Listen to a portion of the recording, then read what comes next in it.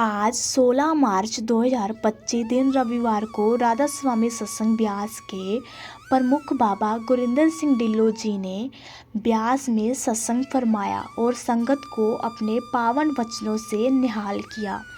सत्संग सुबह 9:30 बजे शुरू हुआ और बाबा जी कुछ मिनट पहले ही स्टेज पर विराजमान हो गए। आज के सत्संग की विशेषता यही रही है कि बाबा जी ने एक प्रेरणादायक साखी भी सुनाई। बाबा जी ने दीवान चंद जी की साखी का उल्लेख किया, जो बड़े महाराज जी के समय की घटना है। इस साखी के माध्यम से बाबा जी ने संगत को गहरे आध्यात्मिक संदेश भी दिए।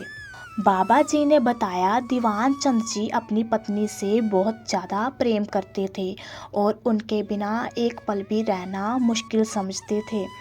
उनका मन हमेशा अपनी पत्नी के विचारों में ही डूबा रहता था, लेकिन समय का पहिया निरंतर चलता रहा और इसी क्रम में उनकी पत्नी का देहांत हो गया। इसके पश्चात दीवान चंद जी बहुत दुखी रहने लगे। उनका मन कहीं भी नहीं लगता था और वह हमेशा अपनी पत्नी की यादों में खोए रहते थे। वह अनेक संत महात्माओं के पास गए और जानने की कोशिश की कि उनकी पत्नी अब किस रूप में है और कहाँ है। जब उन्होंने बड़े महाराज जी से ये प्रश्न किया और बार बार जोर देकर अपनी जिज्ञासा प्रकट की, तब बड़े महाराज जी ने उन्हें बीबी रली के पास भेजा। बीबी रली एक प्रसिद्ध आत्मा थी जो परमात्मा की भक्ति में लीन रहती थी और आध्यात्मिक ऊंचाई तक पहुंच चुकी थी। जब दीवान चंद जी उनके पास पहुंचे और अपनी पत्नी के बारे में जानने की इच्छा व्यक्त की, तो बीबी रली ने उन्हें समझाने का प्रयास किया। उन्होंने कहा, मोह माया के बंधनों से बाहर आओ, तुम्हें इन चीज़ों में कोई भी स्थायी नहीं मिलेगा। परमात्मा से प्रेम करो और उनके नाम का सुमरन करो। लेकिन जब दीवान चंद जी अपनी जिद से पीछे नहीं हटे, तो बीबी रली ने अपने अंतर्दृष्टि से ध्यान लगाया और उनकी पत्नी की आत्मा से संपर्क किया। जब बीबी रली ने आत्मा से दीवान चंद जी के बारे में पूछा, तो आत्मा ने उत्तर दिया, दीवान चंद? कौन दीवान चंद? मुझे कुछ भी याद नहीं।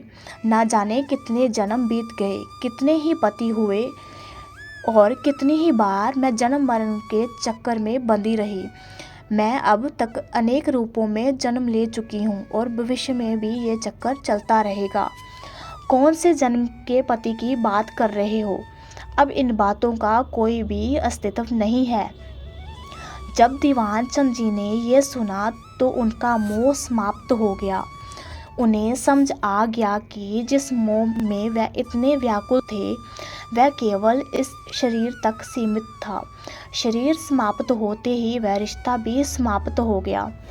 जे जीवन निरंतर जन्म मरण के चक्कर में घूमता रहता है। हर जन्म में नए रिश्ते बनते हैं और समाप्त हो जाते हैं, लेकिन आत्मा इन सब से परे होती है। बाबा जी ने इस साखी के माध्यम से संगत को समझाया कि मोह माया की जंजीरें व्यक्ति को आध्यात्मिक उन्नति से रोकती हैं। यदि हम संसार में आगे बढ़ना चाहते हैं और परमात्मा की सच्ची भक्ति प्राप्त करना चाहते हैं, तो हमें मोह माया, काम, क्रोध, लोभ, अहंकार, मद, मत्सर जैसे विकारों से मुक्त होना होगा। केवल नाम, भक्ति और सिमरन ही हमें इस चक्कर से मुक्त कर सकते हैं। बाबा जी ने फरमाया कि इस संसार में यदि कोई वास्तव में हमारा है तो केवल परम पिता परमात्मा ही है। वही सदा से था, वही सदा रहेगा। बाकी सब रिश्ते केवल मोह माया के बंधन हैं, जो केवल शरीर तक सीमित रहते हैं। संगत को ये भी समझाया गया कि परमात्मा की प्राप्ति केवल नाम की कमाई से ही संभव है। यदि हम अपने जीवन में सच्चा सुख और आध्यात्मिक उन्नति चाहते हैं, तो हमें नियमित रूप से सिमरन और भजन में मन लगाना होगा।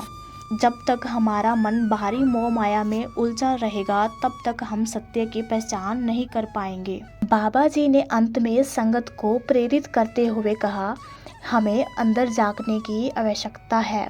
बाहरी संसार में भटकने की बजाय हमें अपने भीतर परमात्मा की खोज करनी चाहिए। जो भी इस सत्य को समझ लेता है वह सच्ची शांति और मुक्ति प्राप्त कर सकता है। केवल सुनने से कुछ नहीं होगा जब तक हम इसे अपने जीवन में लागू नहीं करेंगे। बाबा जी के इन पावन वचनों ने आज संगत को गहरे आध्यात्मिक ज्ञान से ओतप्रोत कर दिया और सभी को नाम की कमाई में लगने की प्रेरणा दी। आज की हमारी ये वीडियो आपको कैसी लगी? अपनी राय हमें कमेंट बॉक्स में ज़रूर बताइएगा। फिलहाल के लिए बस इतना ही। एक बार फिर से लौटेंगे एक नई अपडेट के साथ। तब तक के लिए राधा स्वामी जी।